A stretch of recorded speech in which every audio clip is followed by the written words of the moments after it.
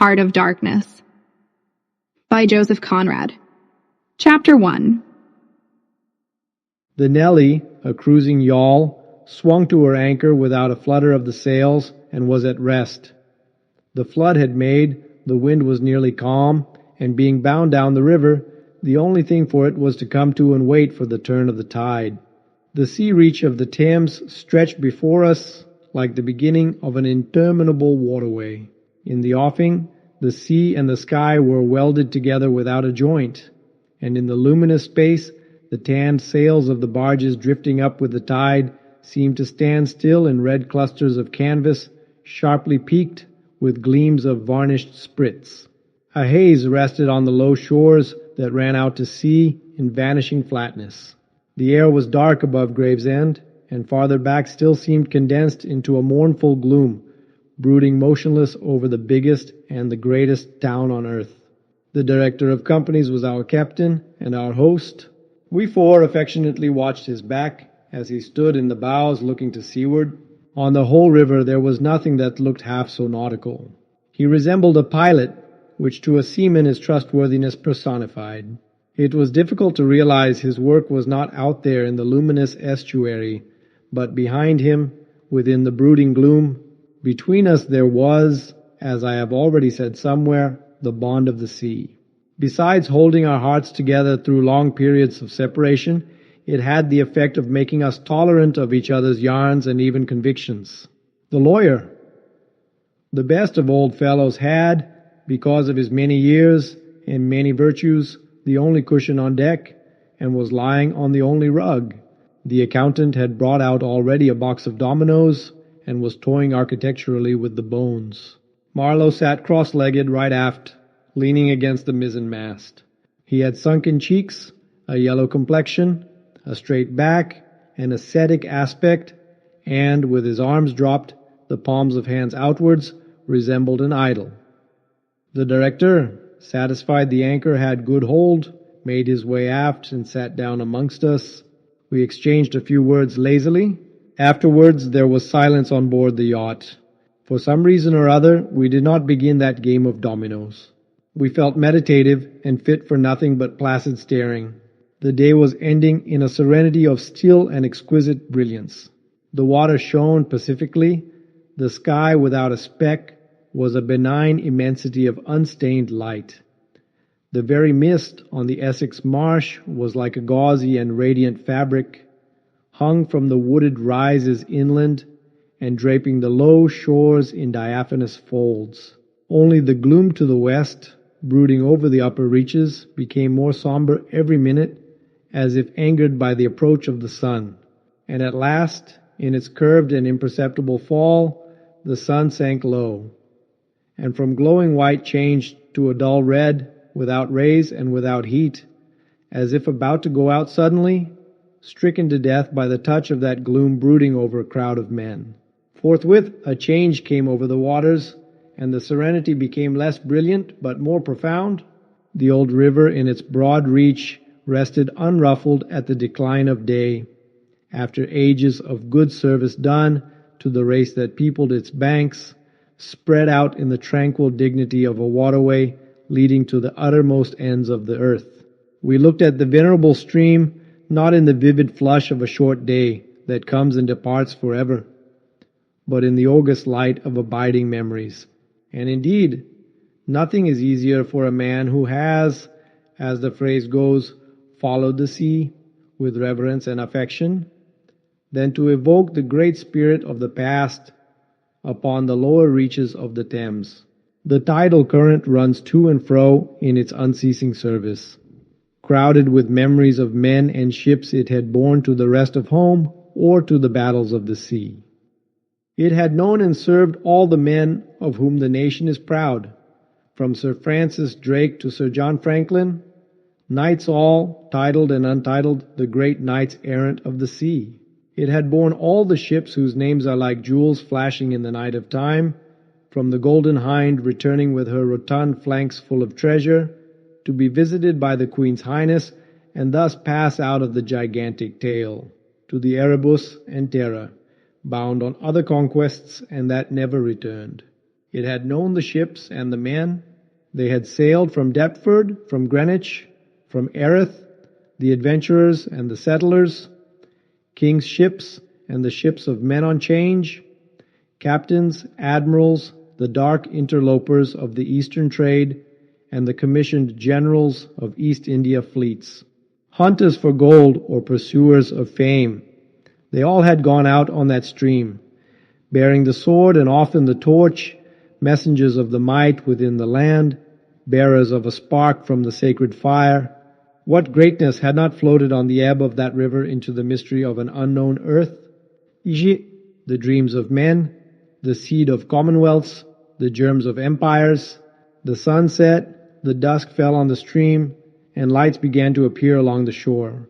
The Chapman Lighthouse, a three-legged thing erect on a mud flat, shone strongly. Lights of ships moved in the fairway, a great stir of lights going up and going down.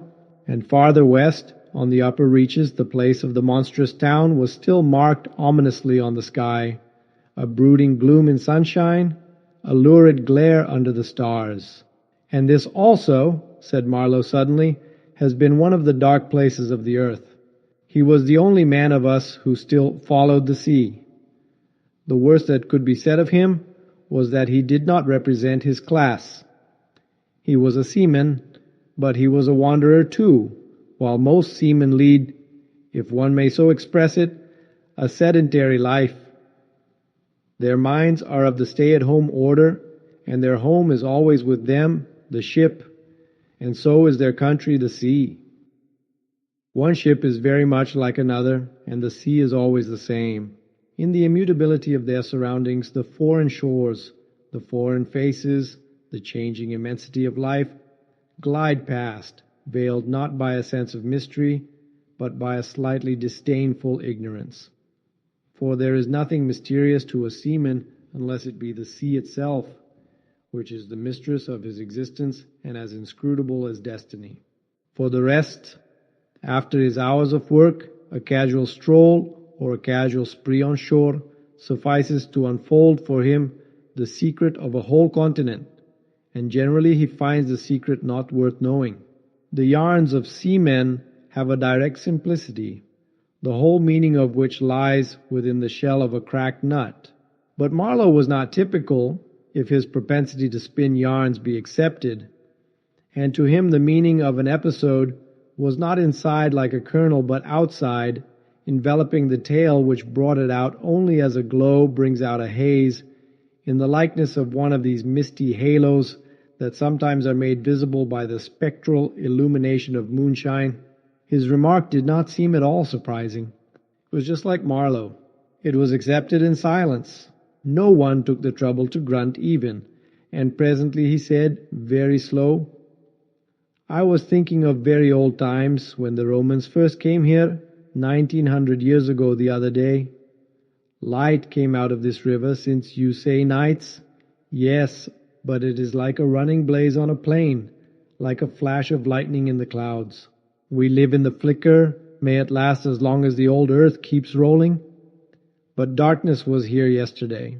Imagine the feelings of a commander of a fine, what do you call 'em, trireme in the Mediterranean, ordered suddenly to the north, run overland across the Gauls in a hurry, put in charge of one of these craft, the legionaries, a wonderful lot of handy men they must have been, too, used to build, apparently by the hundred, in a month or two, if we may believe what we read.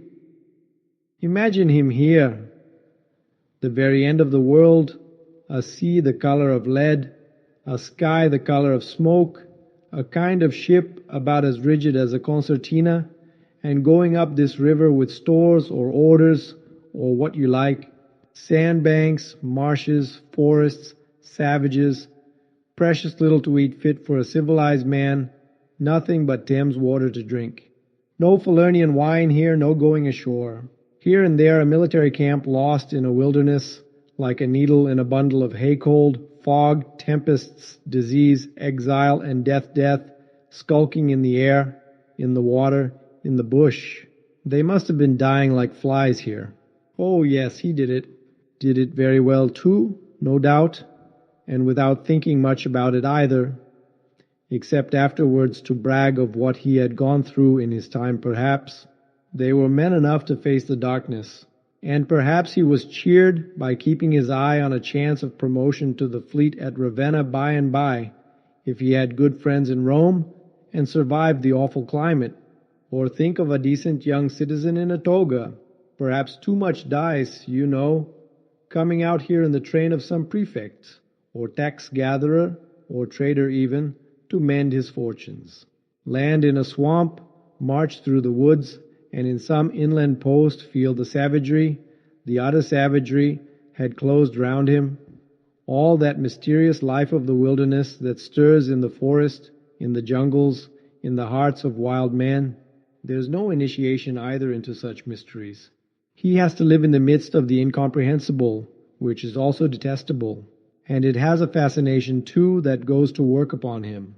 The fascination of the abomination, you know.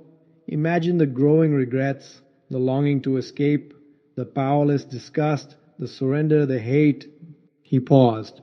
Mind, he began again, lifting one arm from the elbow, the palm of the hand outwards, so that, with his legs folded before him, he had the pose of a Buddha preaching in European clothes and without a lotus flower. Mind, none of us would feel exactly like this. What saves us is efficiency, the devotion to efficiency. But these chaps were not much account, really. They were no colonists. Their administration was merely a squeeze, and nothing more, I suspect. They were conquerors, and for that you want only brute force, nothing to boast of when you have it, since your strength is just an accident arising from the weakness of others. They grabbed what they could get for the sake of what was to be got. It was just robbery with violence, aggravated murder on a great scale, and men going at it blind, as is very proper for those who tackle a darkness. The conquest of the earth, which mostly means the taking it away from those who have a different complexion or slightly flatter noses than ourselves, is not a pretty thing when you look into it too much. What redeems it is the idea only, an idea at the back of it, not a sentimental pretense, but an idea, and an unselfish belief in the idea, something you can set up and bow down before and offer a sacrifice to. He broke off. Flames glided in the river. Small green flames, red flames, white flames, pursuing, overtaking, joining, crossing each other, then separating slowly or hastily. The traffic of the great city went on in the deepening night upon the sleepless river.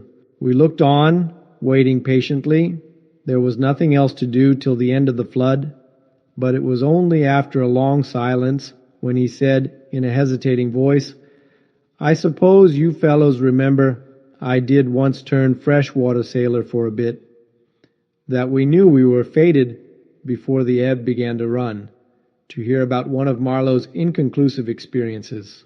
I don't want to bother you much with what happened to me personally," he began, showing in this remark the weakness of many tellers of tales who seem so often unaware of what their audience would like best to hear.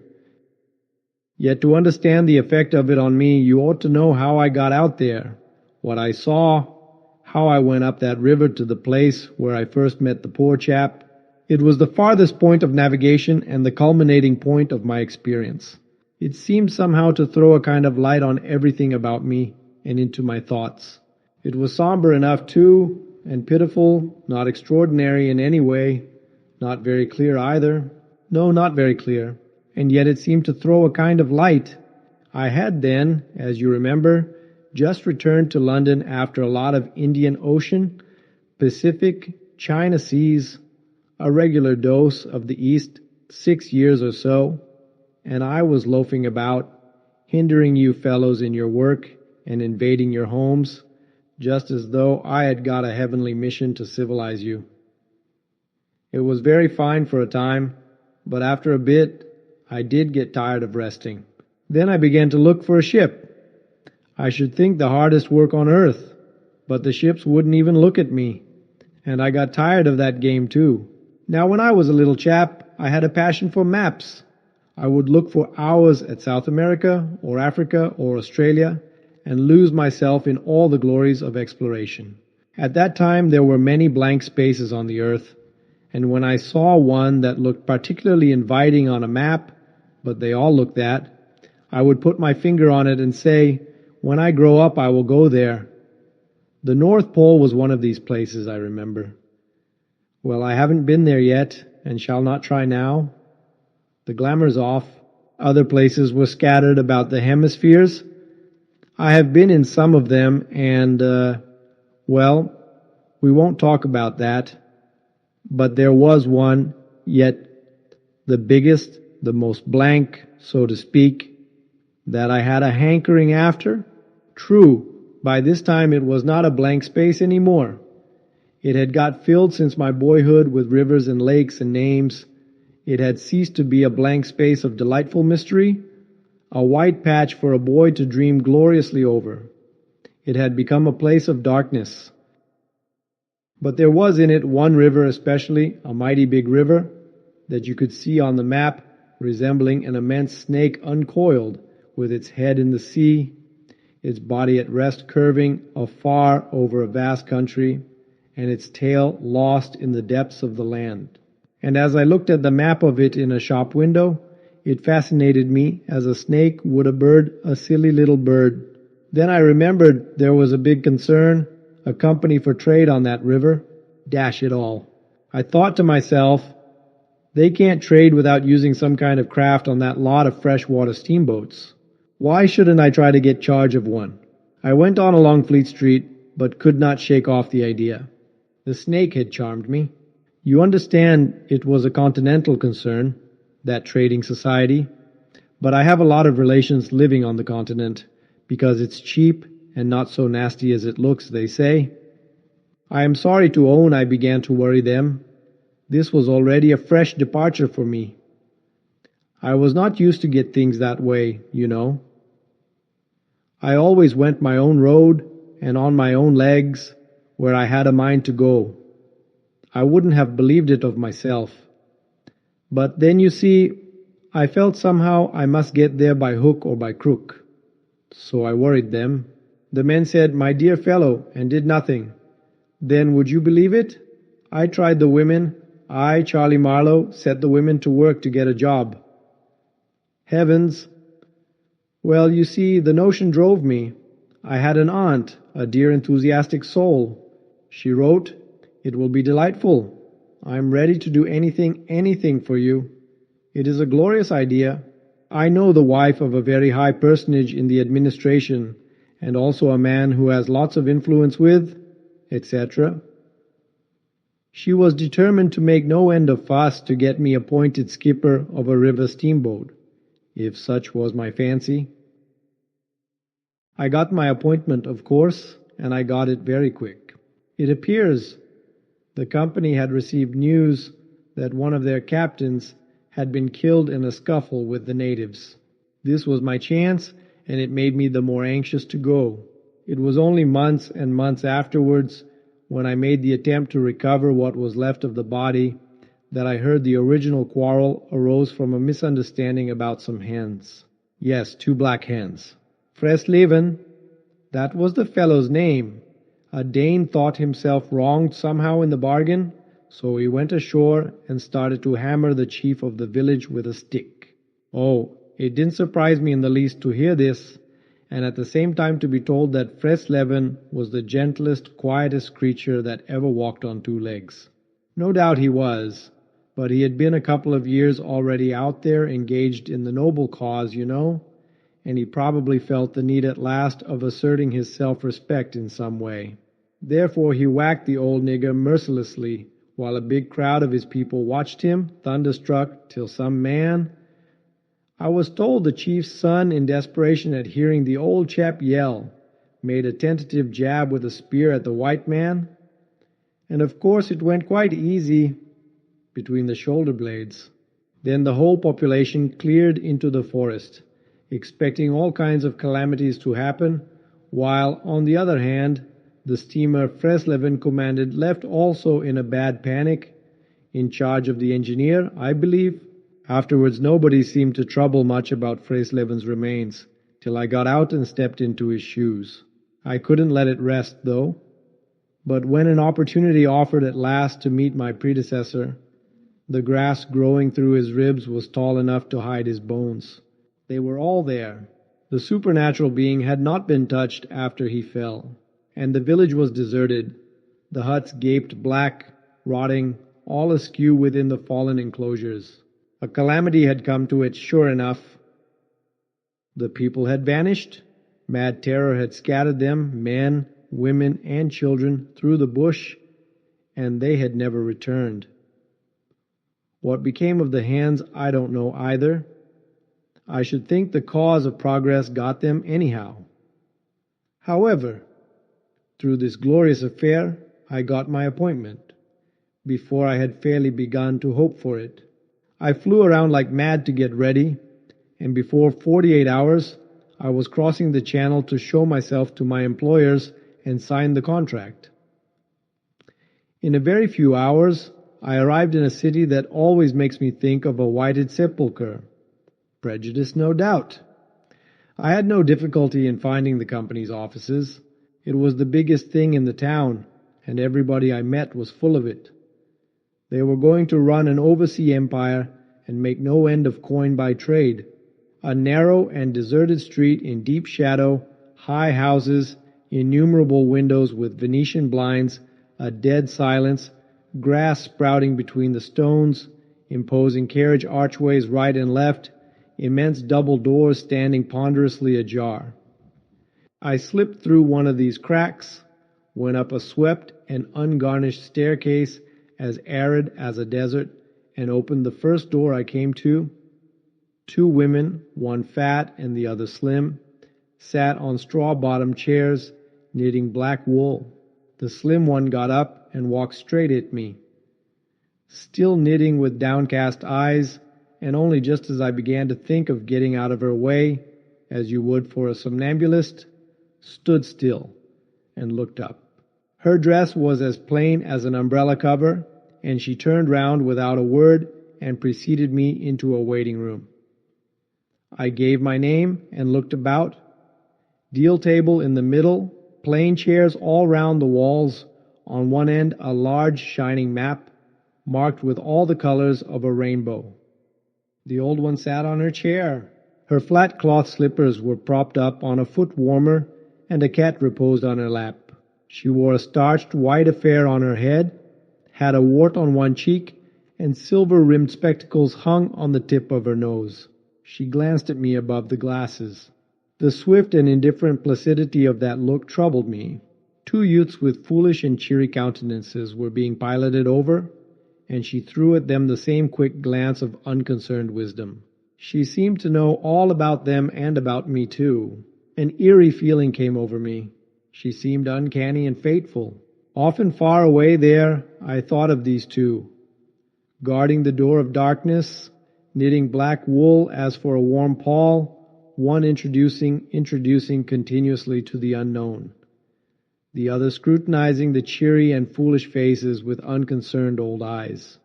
Ave, old knitter of black wool, moritur te salutant. Not many of those she looked at ever saw her again, not half, by a long way. There was yet a visit to the doctor. A simple formality, assured me the secretary, with an air of taking an immense part in all my sorrows. Accordingly, a young chap wearing his hat over the left eyebrow, some clerk, I suppose. There must have been clerks in the business, though the house was as still as a house in a city of the dead, came from somewhere upstairs and led me forth. He was shabby and careless, with ink stains on the sleeves of his jacket, and his cravat was large and billowy under a chin shaped like the toe of an old boot. It was a little too early for the doctor, so I proposed a drink, and thereupon he developed a vein of joviality. As we sat over our vermouths, he glorified the company's business, and by I expressed casually my surprise at him not going out there. He became very cool and collected all at once. "I am not such a fool as I look," quoth Plato to his disciples, he said sententiously, emptied his glass with great resolution, and we rose. The old doctor felt my pulse, evidently thinking of something else the while.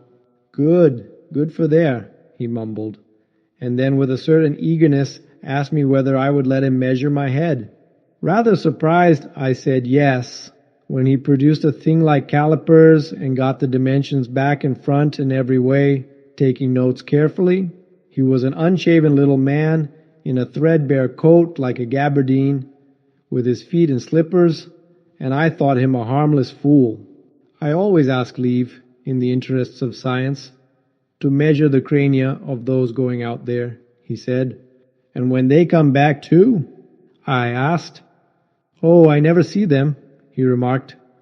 And moreover, the changes take place inside, you know. He smiled as if at some quiet joke. So you are going out there. Famous. Interesting too. He gave me a searching glance and made another note. Ever any madness in your family? He asked in a matter-of-fact tone. I felt very annoyed. Is that question in the interests of science too? It would be, he said without taking notice of my irritation. Interesting for science to watch the mental changes of individuals on the spot, but are you an alienist? But I interrupted. Every doctor should be a little, answered that original imperturbably. I have a little theory which you monsieur who go out there must help me to prove. This is my share in the advantages my country shall reap from the possession of such a magnificent dependency. The mere wealth I leave to others. Pardon my questions, but you are the first Englishman coming under my observation. I hastened to assure him I was not in the least typical. If I were, said I wouldn't be talking like this with you. What you say is rather profound and probably erroneous, he said with a laugh. Avoid irritation more than exposure to the sun. Adieu? How do you English say, eh? Goodbye. Goodbye. Adieu? In the tropics one must before everything keep calm. He lifted a warning forefinger. Du calme, du calme. One thing more remained to do, say goodbye to my excellent aunt. I found her triumphant.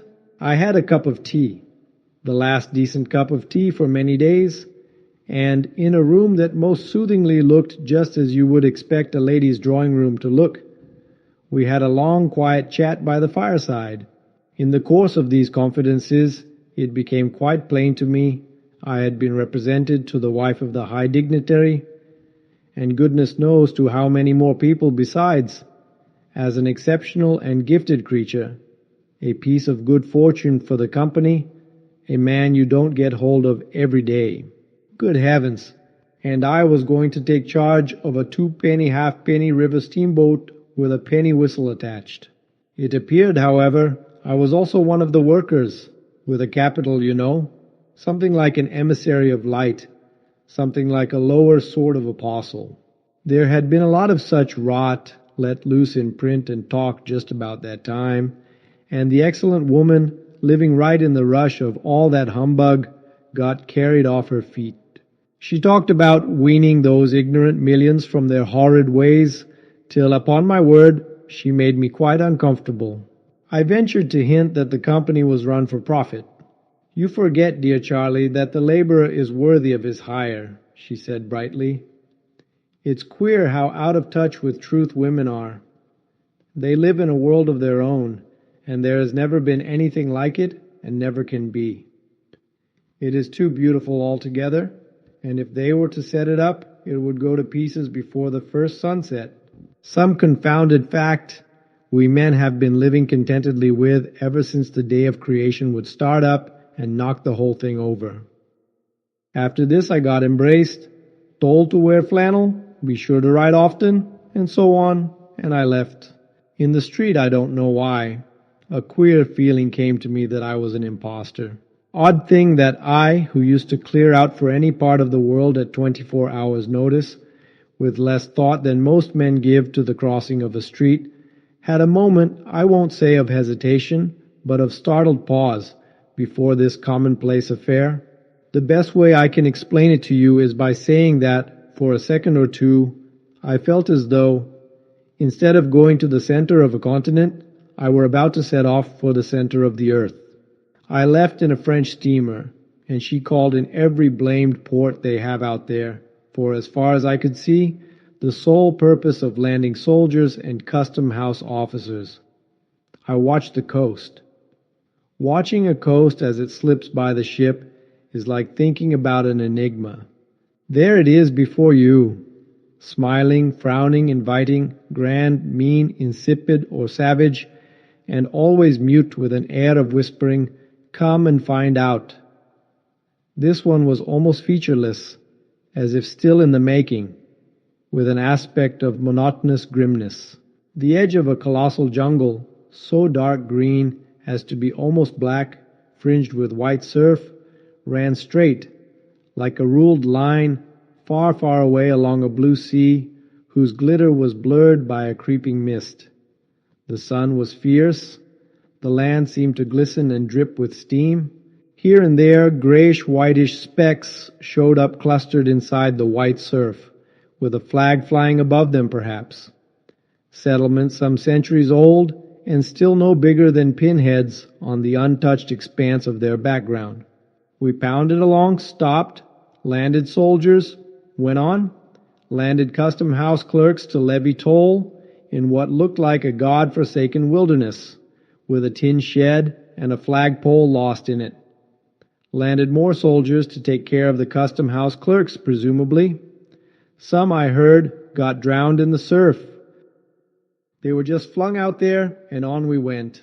Every day the coast looked the same, as though we had not moved, but we passed various places, trading places with names like Grand Bassam, Little Popo, names that seemed to belong to some sordid farce acted in front of a sinister backcloth. The idleness of a passenger, my isolation amongst all these men with whom I had no point of contact, the oily and languid sea, the uniform somberness of the coast seemed to keep me away from the truth of things, within the toil of a mournful and senseless delusion. The voice of the surf heard now and then was a positive pleasure, like the speech of a brother. It was something natural, that had its reason, that had a meaning. Now and then, a boat from the shore gave one a momentary contact with reality. It was paddled by black fellows. You could see from afar the white of their eyeballs glistening. They shouted, sang, their bodies streamed with perspiration. They had faces like grotesque masks, these chaps, but they had bone, muscle, a wild vitality, and intense energy of movement that was as natural and true as the surf along their coast. They wanted no excuse for being there. They were a great comfort to look at. For a time I would feel I belonged still to a world of straightforward facts, but the feeling would not last long. Something would turn up to scare it away. Once, I remember, we came upon a man of war anchored off the coast. There wasn't even a shed there, and she was shelling the bush. It appears the French had one of their wars going on thereabouts. Her ensign dropped limp like a rag. The muzzles of the long 6-inch guns stuck out all over the low hull. The greasy, slimy swell swung her up lazily and let her down, swaying her thin masts. In the empty immensity of earth, sky, and water, there she was, incomprehensible, firing into a continent. Pop would go one of the 6-inch guns. A small flame would dart and vanish. A little white smoke would disappear. A tiny projectile would give a feeble screech, and nothing happened. Nothing could happen. There was a touch of insanity in the proceeding, a sense of lugubrious drollery in the sight, and it was not dissipated by somebody on board assuring me earnestly there was a camp of natives, he called them enemies, hidden out of sight somewhere. We gave her letters. I heard the men in that lonely ship were dying of fever at the rate of 3 a day, and went on. We called at some more places with farcical names, where the merry dance of death and trade goes on in a still and earthy atmosphere as of an overheated catacomb. All along the formless coast, bordered by dangerous surf, as if nature herself had tried to ward off intruders. In and out of rivers, streams of death in life, whose banks were rotting into mud, whose waters, thickened into slime, invaded the contorted mangroves that seemed to writhe at us in the extremity of an impotent despair. Nowhere did we stop long enough to get a particularized impression, but the general sense of vague and oppressive wonder grew upon me. It was like a weary pilgrimage amongst hints for nightmares. It was upward of 30 days before I saw the mouth of the big river. We anchored off the seat of the government, but my work would not begin till some 200 miles farther on. So as soon as I could, I made a start for a place 30 miles higher up. I had my passage on a little sea-going steamer. Her captain was a Swede, and knowing me for a seaman, invited me on the bridge. He was a young man, lean, fair, and morose, with lanky hair and a shuffling gait. As we left the miserable little wharf, he tossed his head contemptuously at the shore. "Been living there?" he asked. I said, "Yes." "Fine lot these government chaps, are they not?" He went on, speaking English with great precision and considerable bitterness. "It is funny what some people will do for a few francs a month. I wonder what becomes of that kind when it goes up country." And I said to him I expected to see that soon. "So, he exclaimed. He shuffled athwart, keeping one eye ahead vigilantly. "Don't be too sure," he continued. "The other day I took up a man who hanged himself on the road." He was a Swede too. Hanged himself? Why in God's name? As I cried. He kept on looking out watchfully. Who knows? The sun too much for him, or the country perhaps. At last we opened a reach. A rocky cliff appeared, mounds of turned-up earth by the shore, houses on a hill, others with iron roofs amongst a waste of excavations or hanging to the declivity. A continuous noise of the rapids above hovered over this scene of inhabited devastation. A lot of people, mostly black and naked, moved about like ants. A jetty projected into the river. A blinding sunlight drowned all this at times in a sudden recrudescence of glare. "There's your company station," said the Swede, pointing to 3 wooden barrack-like structures on the rocky slope. "I will send your things up. 4 boxes, did you say? So, farewell." I came upon a boiler wallowing in the grass, then found a path leading up the hill. It turned aside for the boulders, and also for an undersized railway truck lying there on its back with its wheels in the air. One was off. The thing looked as dead as the carcass of some animal. I came upon more pieces of decaying machinery, a stack of rusty rails. To the left, a clump of trees made a shady spot where dark things seemed to stir feebly. I blinked. The path was steep. A horn tooted to the right, and I saw the black people run. A heavy and dull detonation shook the ground. A puff of smoke came out of the cliff, and that was all. No change appeared on the face of the rock. They were building a railway. The cliff was not in the way or anything, but this objectless blasting was all the work going on. A slight clinking behind me made me turn my head. 6 black men advanced in a file, toiling up the path. They walked erect and slow, balancing small baskets full of earth on their heads, and the clink kept time with their footsteps. Black rags were wound round their loins, and the short ends behind waggled to and fro like tails. I could see every rib. The joints of their limbs were like knots in a rope. Each had an iron collar on his neck, and all were connected together with a chain whose bights swung between them, rhythmically clinking. Another report from the cliff made me think suddenly of that ship of war I had seen firing into a continent. It was the same kind of ominous voice, but these men could by no stretch of imagination be called enemies. They were called criminals, and the outraged law, like the bursting shells, had come to them, an insoluble mystery from the sea. All their meager breasts panted together, the violently dilated nostrils quivered, the eyes stared stonily uphill. They passed me within 6 inches, without a glance, with that complete death-like indifference of unhappy savages. Behind this raw matter, one of the reclaimed, the product of the new forces at work, strolled despondently, carrying a rifle by its middle. He had a uniform jacket with one button off, and seeing a white man on the path, hoisted his weapon to his shoulder with alacrity. This was simple prudence, white men being so much alike at a distance that he could not tell who I might be. He was speedily reassured, and with a large, white, rascally grin and a glance at his charge, seemed to take me into partnership in his exalted trust. After all, I also was a part of the great cause of these high and just proceedings. Instead of going up, I turned and descended to the left. My idea was to let that chain gang get out of sight before I climbed the hill. You know I am not particularly tender. I've had to strike and to fend off. I've had to resist and to attack sometimes.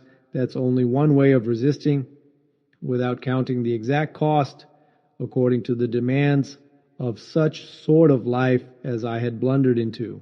I've seen the devil of violence, and the devil of greed, and the devil of hot desire, but by all the stars, these were strong, lusty, red-eyed devils that swayed and drove men, I tell you. But as I stood on this hillside, I foresaw that in the blinding sunshine of that land, I would become acquainted with a flabby, pretending, weak-eyed devil of a rapacious and pitiless folly. How insidious he could be, too, I was only to find out several months later and 1,000 miles farther.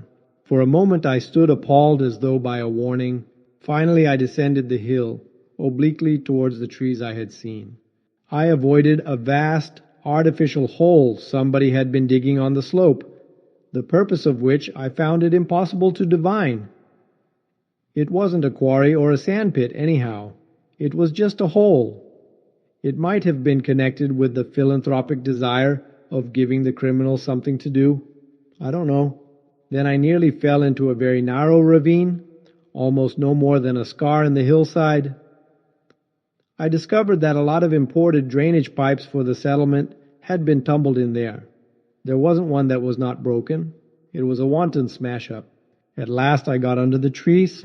My purpose was to stroll into the shade for a moment, but no sooner within than it seemed to me I had stepped into the gloomy circle of some inferno.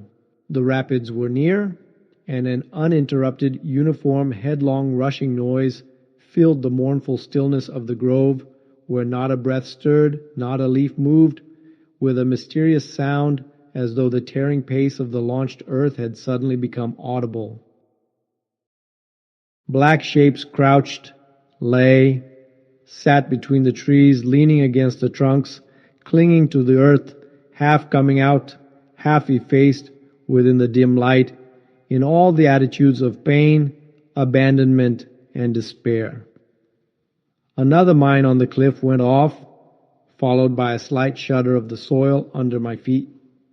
The work was going on. The work, and this was the place where some of the helpers had withdrawn to die. They were dying slowly, it was very clear.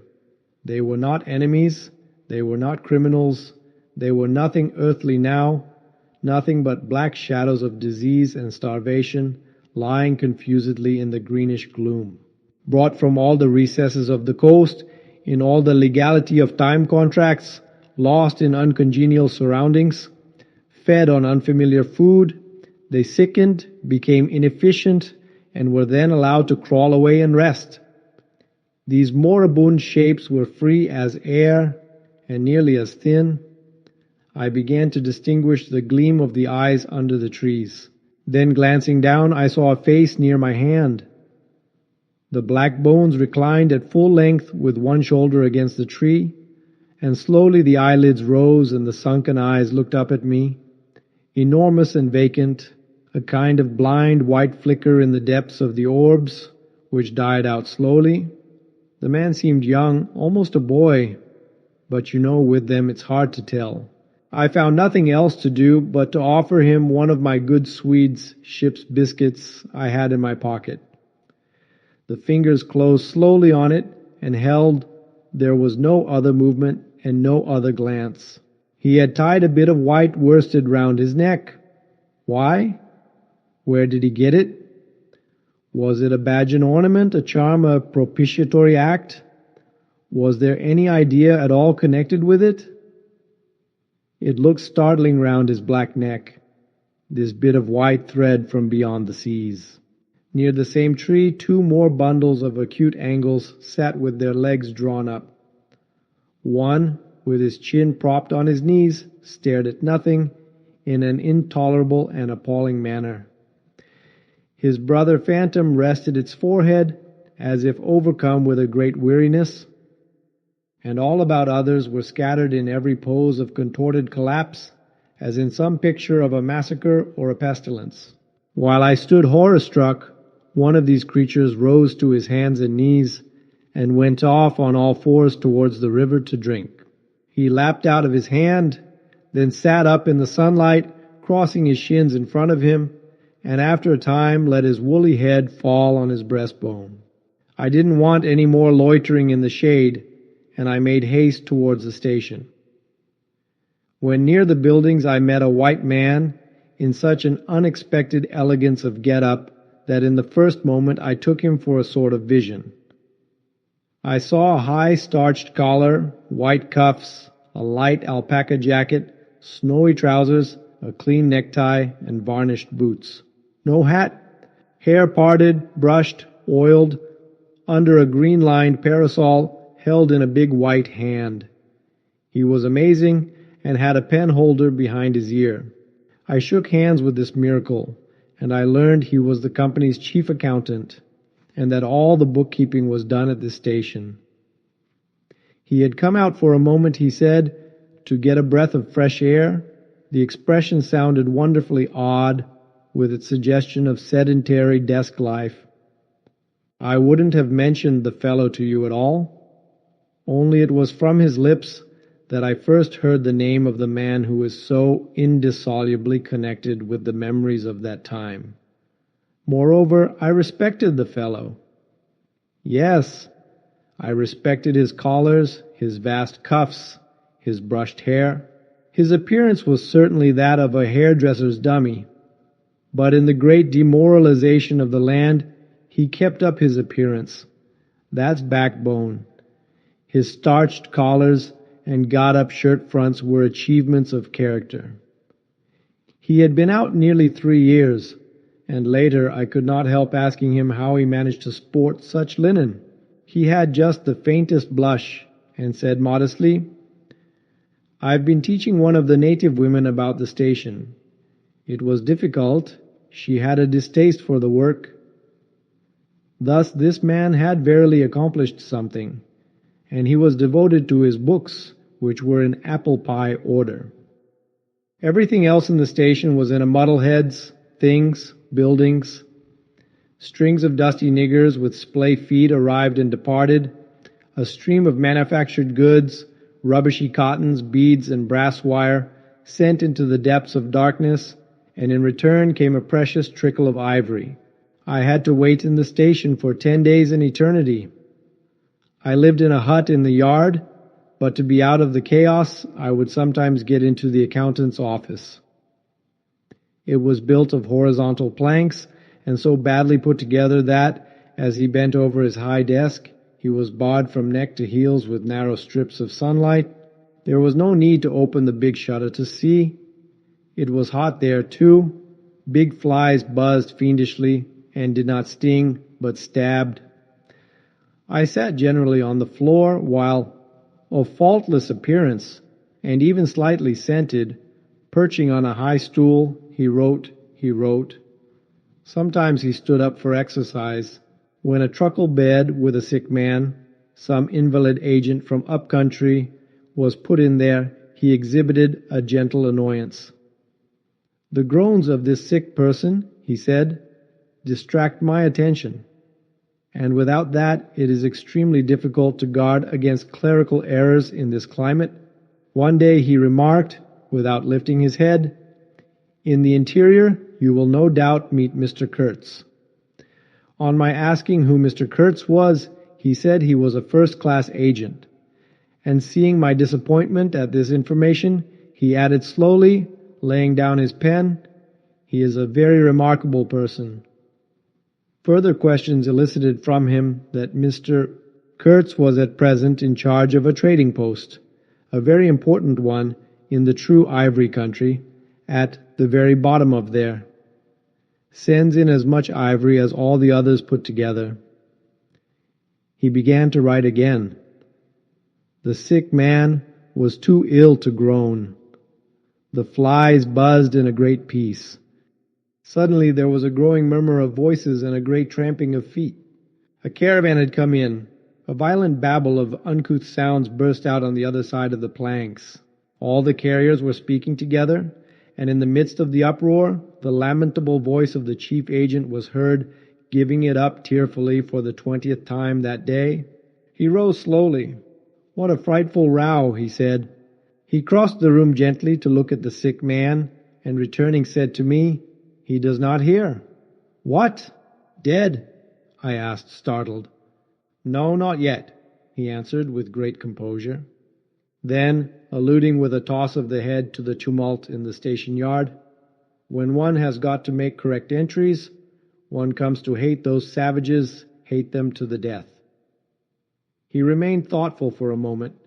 "When you see Mr. Kurtz's," he went on, "tell him from me that everything here," he glanced at the deck, "is very satisfactory. I don't like to write to him. With those messengers of ours, you never know who may get hold of your letter at that central station." He stared at me for a moment with his mild, bulging eyes. "Oh, he will go far, very far," he began again. "He will be a somebody in the administration before long. They, above the council in Europe, you know, mean him to be." He turned to his work. The noise outside had ceased, and presently in going out I stopped at the door. In the steady buzz of flies the homeward-bound agent was lying finished and insensible. The other, bent over his books, was making correct entries of perfectly correct transactions. And 50 feet below the doorstep I could see the still treetops of the Grove of Death. Next day I left that station at last, with a caravan of 60 men, for a 200-mile tramp. No use telling you much about that. Paths everywhere. A stamped-in network of paths spreading over the empty land, through the long grass, through burnt grass, through thickets, down and up chilly ravines, up and down stony hills ablaze with heat, and a solitude nobody, not a hut. The population had cleared out a long time ago. Well, if a lot of mysterious niggers, armed with all kinds of fearful weapons, suddenly took to traveling on the road between Deal and Gravesend, catching the yokels right and left to carry heavy loads for them, I fancy every farm and cottage thereabouts would get empty very soon. Only here the dwellings were gone too. Still, I passed through several abandoned villages. There's something pathetically childish in the ruins of grass walls. Day after day, with the stamp and shuffle of 60 pair of bare feet behind me, each pair under a 60 lb. Load. Camp, cook, sleep, strike camp, march. Now and then a carrier dead in harness, at rest in the long grass near the path, with an empty water gourd and his long staff lying by his side. A great silence around and above. Perhaps on some quiet night the tremor of far-off drums, sinking, swelling, a tremor vast, faint, a sound weird, appealing, suggestive, and wild, and perhaps with as profound a meaning as the sound of bells in a Christian country. Once a white man in an unbuttoned uniform, camping on the path with an armed escort of lank Zanzibaris, very hospitable and festive, not to say drunk, was looking after the upkeep of the road, he declared. Can't say I saw any road or any upkeep, unless the body of a middle-aged Negro with a bullet hole in the forehead, upon which I absolutely stumbled 3 miles farther on, may be considered as a permanent improvement. I had a white companion too, not a bad chap, but rather too fleshy and with the exasperating habit of fainting on the hot hillsides, miles away from the least bit of shade and water. Annoying, you know, to hold your own coat like a parasol over a man's head while he is coming to. I couldn't help asking him once what he meant by coming there at all. To make money, of course. What do you think? He said scornfully. Then he got fever and had to be carried in a hammock slung under a pole. As he weighed 16 stone, I had no end of rows with the carriers. They jibbed, ran away, sneaked off with their loads in the night, quite a mutiny. So one evening, I made a speech in English with gestures, not one of which was lost to the 60 pairs of eyes before me, and the next morning I started the hammock off in front all right. An hour afterwards I came upon the whole concern wrecked in a bushman, hammock, groans, blankets, horrors. The heavy pole had skinned his poor nose. He was very anxious for me to kill somebody, but there wasn't the shadow of a carrier near. I remembered the old doctor. It would be interesting for science to watch the mental changes of individuals on the spot. I felt I was becoming scientifically interesting. However, all that is to no purpose. On the 15th day, I came in sight of the big river again and hobbled into the central station. It was on a backwater surrounded by scrub and forest, with a pretty border of smelly mud on one side, and on the 3 others enclosed by a crazy fence of rushes. A neglected gap was all the gate it had, and the first glance at the place was enough to let you see the flabby devil was running that show. White men with long staves in their hands appeared languidly from amongst the buildings, strolling up to take a look at me, and then retired out of sight somewhere. One of them, a stout, excitable chap with black mustaches, informed me with great volubility and many digressions, as soon as I told him who I was, that my steamer was at the bottom of the river. I was thunderstruck. What? How? Why? Oh, it was all right. The manager himself was there. All quite correct. Everybody had behaved splendidly. Splendidly. You must, he said in agitation, go and see the general manager at once. He is waiting. I did not see the real significance of that wreck at once. I fancy I see it now, but I am not sure, not at all. Certainly the affair was too stupid, when I think of it, to be altogether natural. Still, but at the moment, it presented itself simply as a confounded nuisance. The steamer was sunk. They had started 2 days before in a sudden hurry up the river with the manager on board, in charge of some volunteer skipper, and before they had been out 3 hours, they tore the bottom out of her on stones, and she sank near the south bank. I asked myself what I was to do there, now my boat was lost. As a matter of fact, I had plenty to do in fishing my command out of the river. I had to set about it the very next day. That, and the repairs when I brought the pieces to the station, took some months. My first interview with the manager was curious. He did not ask me to sit down after my 20-mile walk that morning. He was commonplace in complexion, in features, in manners, and in voice. He was of middle size and of ordinary build. His eyes, of the usual blue, were perhaps remarkably cold, and he certainly could make his glance fall on one as trenchant and heavy as an axe. But even at these times the rest of his person seemed to disclaim the intention. Otherwise there was only an indefinable faint expression of his lips. Something stealthy, a smile, not a smile. I remember it, but I can't explain. It was unconscious. This smile was, though just after he had said something it got intensified for an instant. It came at the end of his speeches, like a seal applied on the words to make the meaning of the commonest phrase appear absolutely inscrutable. He was a common trader, from his youth up employed in these parts, nothing more. He was obeyed, yet he inspired neither love nor fear nor even respect. He inspired uneasiness. That was it, uneasiness. Not a definite mistrust, just uneasiness, nothing more. You have no idea how effective such a faculty can be. He had no genius for organizing, for initiative, or for order even. That was evident in such things as the deplorable state of the station. He had no learning and no intelligence. His position had come to him. Why? Perhaps because he was never ill. He had served 3 terms of 3 years out there. Because triumphant health in the general rout of constitutions is a kind of power in itself. When he went home on leave, he rioted on a large scale pompously.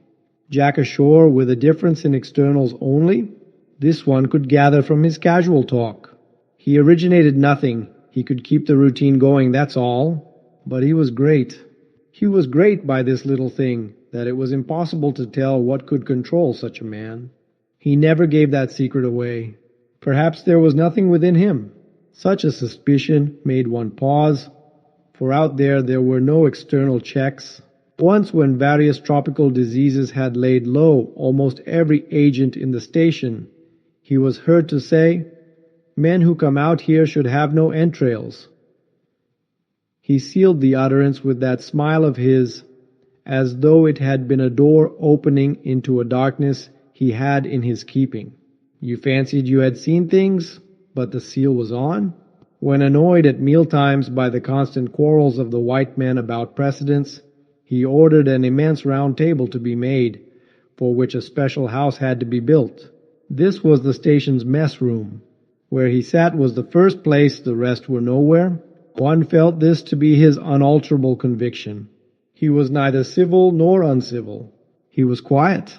He allowed his boy, an overfed young Negro from the coast, to treat the white men under his very eyes with provoking insolence.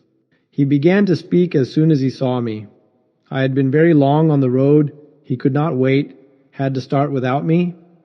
The upriver stations had to be relieved. There had been so many delays already that he did not know who was dead and who was alive, and how they got on, and so on, and so on. He paid no attention to my explanations, and playing with a stick of sealing wax, repeated several times that the situation was very grave, very grave. There were rumors that a very important station was in jeopardy, and its chief, Mr. Kurtz, was ill. Hoped it was not true. Mr. Kurtz was, I felt weary and irritable. Hang Kurtz, I thought. I interrupted him by saying I had heard of Mr. Kurtz on the coast. Ah, so they talk of him down there, he murmured to himself.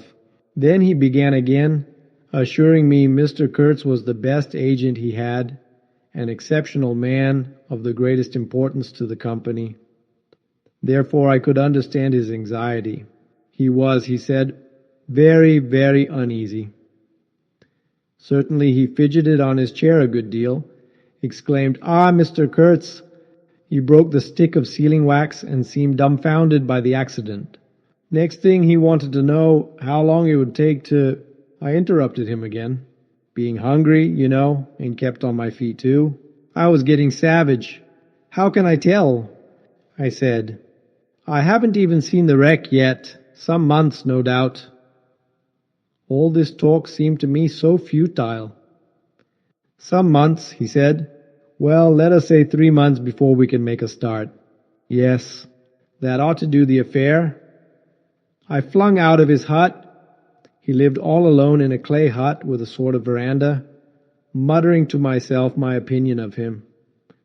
He was a chattering idiot. Afterwards I took it back when it was borne in upon me startlingly with what extreme nicety he had estimated the time requisite for the affair. I went to work the next day, turning, so to speak, my back on that station. In that way only it seemed to me I could keep my hold on the redeeming facts of life. Still, one must look about sometimes, and then I saw this station, these men strolling aimlessly about in the sunshine of the yard. I asked myself sometimes what it all meant. They wandered here and there with their absurd, long staves in their hands, like a lot of faithless pilgrims bewitched inside a rotten fence. The word ivory rang in the air, was whispered, was sighed. You would think they were praying to it. A taint of imbecile rapacity blew through it all like a whiff from some corpse. By Jove, I've never seen anything so unreal in my life. And outside, the silent wilderness surrounding this cleared speck on the earth struck me as something great and invincible, like evil or truth, waiting patiently for the passing away of this fantastic invasion. Oh, these months! Well, never mind. Various things happened. One evening a grass shed full of calico, cotton prints, beads, and I don't know what else, burst into a blaze so suddenly that you would have thought the earth had opened to let an avenging fire consume all that trash. I was smoking my pipe quietly by my dismantled steamer and saw them all cutting capers in the light, with their arms lifted high, when the stout man with mustaches came tearing down to the river, a tin pail in his hand, assured me that everybody was behaving splendidly, dipped about a quart of water and tore back again. I noticed there was a hole in the bottom of his pail. I strolled up. There was no hurry. You see, the thing had gone off like a box of matches. It had been hopeless from the very first. The flame had leapt high, driven everybody back, lighted up everything, and collapsed. The shed was already a heap of embers glowing fiercely.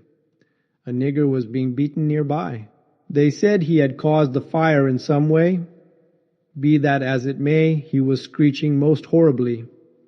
I saw him later for several days, sitting in a bit of shade, looking very sick and trying to recover himself. Afterwards he arose and went out, and the wilderness without a sound took him into its bosom again. As I approached the glow from the dark, I found myself at the back of two men talking. I heard the name of Kurtz pronounced, then the words, "Take advantage of this unfortunate accident." One of the men was the manager. I wished him a good evening. "Did you ever see anything like it, eh? It is incredible," he said, and walked off. The other man remained. He was a first-class agent, young, gentlemanly, a bit reserved, with a forked little beard and a hooked nose. He was standoffish with the other agents, and they on their side said he was the manager's spy upon them. As to me, I had hardly ever spoken to him before. We got into talk, and by we strolled away from the hissing ruins. Then he asked me to his room, which was in the main building of the station. He struck a match, and I perceived that this young aristocrat had not only a silver-mounted dressing case, but also a whole candle all to himself. Just at that time the manager was the only man supposed to have any right to candles. Native mats covered the clay walls. A collection of spears, assegais, shields, knives was hung up in trophies. The business entrusted to this fellow was the making of bricks. So I had been informed, but there wasn't a fragment of a brick anywhere in the station, and he had been there more than a year waiting. It seems he could not make bricks without something. I don't know what straw, maybe. Anyway, it could not be found there, and as it was not likely to be sent from Europe, it did not appear clear to me what he was waiting for. An act of special creation, perhaps. However, they were all waiting, all the 16 or 20 pilgrims of them, for something, and upon my word it did not seem an uncongenial occupation from the way they took it, though the only thing that ever came to them was disease as far as I could see. They beguiled the time by backbiting and intriguing against each other in a foolish kind of way. There was an air of plotting about that station, but nothing came of it, of course. It was as unreal as everything else, as the philanthropic pretense of the whole concern, as their talk, as their government, as their show of work. The only real feeling was a desire to get appointed to a trading post where ivory was to be had so that they could earn percentages. They intrigued and slandered and hated each other only on that account. But as to effectually lifting a little finger, oh, no. By heavens, there is something after all in the world, allowing one man to steal a horse while another must not look at a halter. Steal a horse straight out. Very well, he has done it. Perhaps he can ride, but there is a way of looking at a halter that would provoke the most charitable of saints into a kick. I had no idea why he wanted to be sociable, but as we chatted in there, it suddenly occurred to me the fellow was trying to get at something in fact, pumping me. He alluded constantly to Europe, to the people I was supposed to know, there putting leading questions as to my acquaintances in the sepulchral city, and so on. His little eyes glittered like mica discs with curiosity, though he tried to keep up a bit of superciliousness. At first I was astonished, but very soon I became awfully curious to see what he would find out from me. I couldn't possibly imagine what I had in me to make it worth his while. It was very pretty to see how he baffled himself, for in truth my body was full only of chills, and my head had nothing in it but that wretched steamboat business. It was evident he took me for a perfectly shameless prevaricator. At last he got angry, and to conceal a movement of furious annoyance, he yawned. I rose. Then I noticed a small sketch in oils on a panel representing a woman draped and blindfolded, carrying a lighted torch. The background was somber, almost black.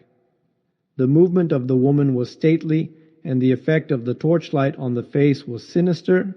It arrested me, and he stood by civilly, holding an empty half-pint champagne bottle, medical comforts, with a candle stuck in it.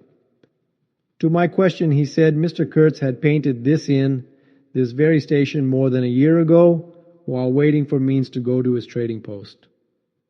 Tell me, pray, said I, who is this Mr. Kurtz? The chief of the inner station, he answered in a short tone, looking away. Much obliged, I said, laughing. And you are the brickmaker of the central station. Everyone knows that. He was silent for a while. He is a prodigy, he said at last. He is an emissary of pity and science and progress, and devil knows what else. We want, he began to declaim suddenly, for the guidance of the cause entrusted to us by Europe, so to speak, higher intelligence, wide sympathies, a singleness of purpose. Who says that? I asked. Lots of them, he replied. Some even write that. And so he comes here, a special being, as you ought to know. Why ought I to know? I interrupted, really surprised. He paid no attention. Yes, today he is chief of the best station. Next year he will be assistant manager, 2 years more, but I dare say you know what he will be in 2 years' time. You are of the new gang, the gang of virtue. The same people who sent him specially also recommended you. Oh, don't say no. I've my own eyes to trust. Light dawned upon me. My dear aunt's influential acquaintances were producing an unexpected effect upon that young man. I nearly burst into a laugh. Do you read the company's confidential correspondence? I asked. He hadn't a word to say. It was great fun. When Mr. Kurtz, I continued severely, is general manager, you won't have the opportunity. He blew the candle out suddenly, and we went outside. The moon had risen. Black figures strolled about listlessly, pouring water on the glow, whence proceeded a sound of hissing. Steam ascended in the moonlight. The beaten nigger groaned somewhere. What a row the brute makes, said the indefatigable man with the moustaches, appearing near us. Serve him right. Transgression, punishment, bang. Pitiless, pitiless. That's the only way. This will prevent all conflagrations for the future. I was just telling the manager. He noticed my companion and became crestfallen all at once. Not in bed yet, he said with a kind of servile heartiness. It's so natural. Ha! Danger, agitation. He vanished. I went on to the riverside, and the other followed me. I heard a scathing murmur at my ear. Heap of muffs, go to. The pilgrims could be seen in knots, gesticulating, discussing. Several had still their staves in their hands. I verily believe they took these sticks to bed with them. Beyond the fence, the forest stood up spectrally in the moonlight, and through that dim stir, through the faint sounds of that lamentable courtyard, the silence of the land went home to one's very heart.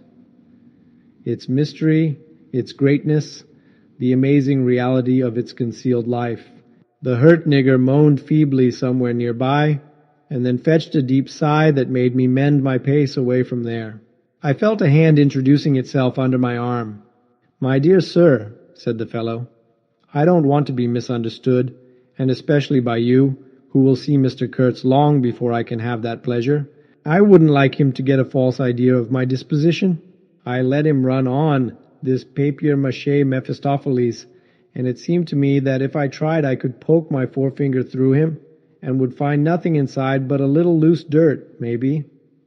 He, don't you see, had been planning to be assistant manager by and by under the present man, and I could see that the coming of that Kurtz had upset them both not a little. He talked precipitately, and I did not try to stop him. I had my shoulders against the wreck of my steamer, hauled up on the slope like a carcass of some big river animal. The smell of mud, of primeval mud, by Jove, was in my nostrils. The high stillness of primeval forest was before my eyes. There were shiny patches on the black creek. The moon had spread over everything a thin layer of silver, over the rank grass, over the mud, upon the wall of matted vegetation, standing higher than the wall of a temple. Over the great river, I could see through a somber gap, glittering, as it flowed broadly by without a murmur. All this was great, expectant, mute, while the man jabbered about himself. I wondered whether the stillness on the face of the immensity looking at us two were meant as an appeal or as a menace. What were we who had strayed in here? Could we handle that dumb thing, or would it handle us? I felt how big, how confoundedly big, was that thing that couldn't talk, and perhaps was deaf as well. What was in there? I could see a little ivory coming out from there, and I had heard Mr. Kurtz was in there. I had heard enough about it too, God knows. Yet somehow it didn't bring any image with it, no more than if I had been told an angel or a fiend was in there. I believed it in the same way one of you might believe there are inhabitants in the planet Mars. I knew once a Scotch sailmaker who was certain dead sure there were people in Mars. If you asked him for some idea how they looked and behaved, he would get shy and mutter something about walking on all fours. If you as much as smiled, he would, though a man of 60, offer to fight you. I would not have gone so far as to fight for Kurtz, but I went for him near enough to a lie. You know I hate, detest, and can't bear a lie, not because I am straighter than the rest of us, but simply because it appalls me. There is a taint of death, a flavor of mortality in lies, which is exactly what I hate and detest in the world, what I want to forget. It makes me miserable and sick, like biting something rotten would do. Temperament, I suppose. Well, I went near enough to it by letting the young fool there believe anything he liked to imagine as to my influence in Europe. I became in an instant as much of a pretense as the rest of the bewitched pilgrims. This simply because I had a notion it somehow would be of help to that Kurtz, whom at the time I did not see you understand. He was just a word for me. I did not see the man in the name any more than you do. Do you see him? Do you see the story? Do you see anything?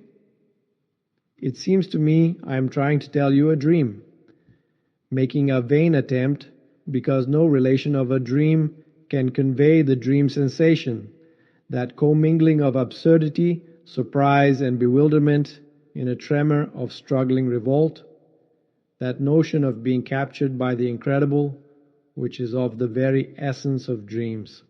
He was silent for a while. No, it is impossible. It is impossible to convey the life sensation of any given epoch of one's existence, that which makes its truth, its meaning, its subtle and penetrating essence. It is impossible. We live as we dream alone. He paused again as if reflecting, then added, "Of course in this you fellows see more than I could then. You see me, whom you know." It had become so pitch dark that we listeners could hardly see one another. For a long time already he, sitting apart, had been no more to us than a voice. There was not a word from anybody. The others might have been asleep, but I was awake. I listened on the watch for the sentence, for the word that would give me the clue to the faint uneasiness inspired by this narrative that seemed to shape itself without human lips in the heavy night air of the river. Ayamsh egis nawan pim. Yes, I let him run on, Marlow began again, and think what he pleased about the powers that were behind me. I did, and there was nothing behind me. There was nothing but that wretched, old, mangled steamboat I was leaning against, while he talked fluently about the necessity for every man to get on. And when one comes out here, you conceive, it is not to gaze at the moon. Mr. Kurtz was a universal genius, but even a genius would find it easier to work with adequate tools intelligent men. Hey, He did not make bricks. Why, there was a physical impossibility in the way, as I was well aware. And if he did secretarial work for the manager, it was because no sensible man rejects wantonly the confidence of his superiors. Did I see it? I saw it. What more did I want? What I really wanted was rivets, by heaven. Rivets. To get on with the work, to stop the hole. Rivets I wanted. There were cases of them down at the coast cases, piled up, burst, split. You kicked a loose rivet at every second step in that station yard on the hillside. Rivets had rolled into the grove of death. You could fill your pockets with rivets for the trouble of stooping down, and there wasn't one rivet to be found where it was wanted. We had plates that would do, but nothing to fasten them with, and every week the messenger, a long Negro, letter bag on shoulder and staff in hand, left our station for the coast. And several times a week a coast caravan came in with trade goods, ghastly glass calico that made you shudder only to look at it, glass beads value about a penny a quart, confounded spotted cotton handkerchiefs, and no rivets. 3 carriers could have brought all that was wanted to set that steamboat afloat. He was becoming confidential now, but I fancy my unresponsive attitude must have exasperated him at last, for he judged it necessary to inform me he feared neither God nor devil, let alone any mere man. I said I could see that very well, but what I wanted was a certain quantity of rivets, and rivets were what really Mr. Kurtz wanted, if he had only known it. Now letters went to the coast every week. "My dear sir," he cried, "I write from dictation." I demanded rivets. There was a way for an intelligent man. He changed his manner, became very cold, and suddenly began to talk about a hippopotamus, wondered whether sleeping on board the steamer. I stuck to my salvage night and day. I wasn't disturbed. There was an old hippo that had the bad habit of getting out on the bank and roaming at night over the station grounds. The pilgrims used to turn out in a body and empty every rifle they could lay hands on at him. Some even had sat up o' nights for him. All this energy was wasted, though. "That animal has a charmed life," he said, "but you can say this only of brutes in this country. No man, you apprehend me? No man here bears a charmed life." He stood there for a moment in the moonlight with his delicate hooked nose set a little askew and his mica eyes glittering without a wink. Then, with a curt "good night," he strode off. I could see he was disturbed and considerably puzzled, which made me feel more hopeful than I had been for days. It was a great comfort to turn from that chap to my influential friend, the battered, twisted, ruined tin-pot steamboat. I clambered on board. She rang under my feet like an empty Huntley and Palmer biscuit tin kicked along a gutter. She was nothing so solid in make, and rather less pretty in shape, but I had expended enough hard work on her to make me love her. No influential friend would have served me better. She had given me a chance to come out a bit, to find out what I could do. No, I don't like work. I had rather laze about and think of all the fine things that can be done. I don't like work. No man does, but I like what is in the work. The chance to find yourself. Your own reality for yourself, not for others what no other man can ever know. They can only see the mere show, and never can tell what it really means. I was not surprised to see somebody sitting aft, on the deck, with his legs dangling over the mud. You see, I rather chummed with the few mechanics there were in that station, whom the other pilgrims naturally despised, on account of their imperfect manners, I suppose. This was the foreman, a boiler-maker, by trade a good worker. He was a lank, bony, yellow-faced man, with big, intense eyes. His aspect was worried, and his head was as bald as the palm of my hand, but his hair in falling seemed to have stuck to his chin, and had prospered in the new locality, for his beard hung down to his waist. He was a widower with 6 young children. He had left them in charge of a sister of his to come out there, and the passion of his life was pigeon flying. He was an enthusiast and a connoisseur. He would rave about pigeons. After work hours, he used sometimes to come over from his hut for a talk about his children and his pigeons. At work, when he had to crawl in the mud under the bottom of the steamboat, he would tie up that beard of his in a kind of white serviette he brought for the purpose. It had loops to go over his ears. In the evening, he could be seen squatted on the bank rinsing that wrapper in the creek with great care, then spreading it solemnly on a bush to dry. I slapped him on the back and shouted, "We shall have rivets." He scrambled to his feet, exclaiming, "No, rivets!" as though he couldn't believe his ears. Then, in a low voice, "You, eh?" I don't know why we behaved like lunatics. I put my finger to the side of my nose and nodded mysteriously. "Good for you," he cried, snapped his fingers above his head, lifting one foot. I tried a jig. We capered on the iron deck. A frightful clatter came out of that hulk, and the virgin forest on the other bank of the creek sent it back in a thundering roll upon the sleeping station.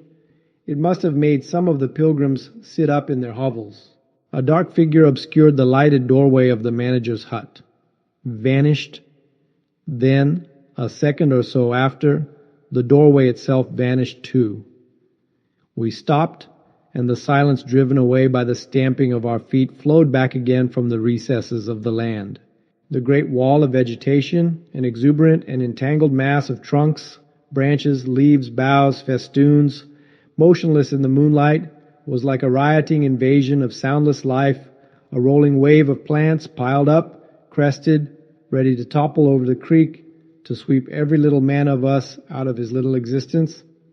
And it moved not. A deadened burst of mighty splashes and snorts reached us from afar, as though an ichthyosaurus had been taking a bath of glitter in the great river.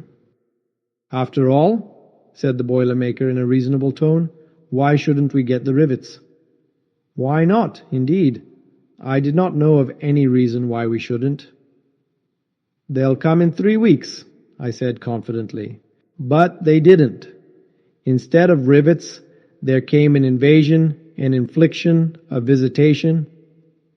It came in sections during the next 3 weeks, each section headed by a donkey, carrying a white man in new clothes and tan shoes, bowing from that elevation right and left to the impressed pilgrims.